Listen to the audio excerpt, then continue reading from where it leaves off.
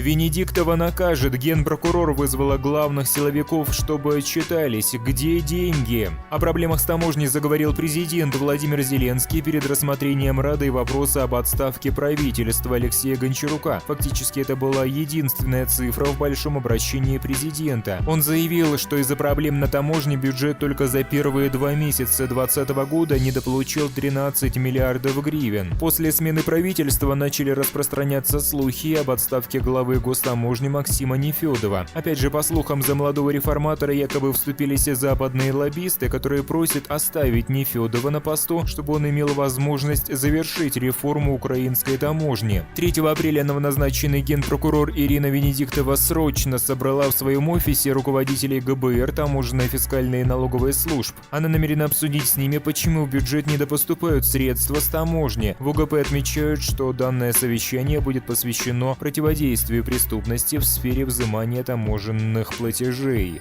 Генпрокурор Ирина Венедиктова вместе с заместителями проводит совещание с председателем Государственной таможенной службы Украины Максимом Нефёдовым, исполняющим обязанности директора ГБР Александром Соколовым и зампредседателя Государственной налоговой службы Дмитрием Венсковским, говорится в сообщении. Отмечается, что совещание посвящено противодействию преступности в сфере взимания таможенных платежей. Участники также должны были обсудить причины недопоступления в бюджет деятельности таможенных органов. Ранее в Государственном бюро расследований состоялось координационное совещание с участием на тот момент исполняющей обязанности директора ГБР Ирины Венедиктовой и руководителей территориальных управлений ГБР. Венедиктова, не имеющая на тот момент полномочий генпрокурора, заявила: «Это наша первая совместная встреча, в дальнейшем подобные совещания будут проводиться систематически, поэтому я требую от каждого территориального управления конкретных результатов расследования уголовных производств». В ГБР отмечают, что по итогам совещания руководство Центрального аппарата и теруправления ГБР обсудили планы совместной эффективной деятельности теруправлений для налаживания эффективной работы и осуществления досудебного расследования в определенный законом срок. С тем, как пресса начинает больше освещать слова и, что самое главное, поступки Ирины Венедиктовой, становится понятно, что настроена она решительно и в твердости не уступает своим коллегам.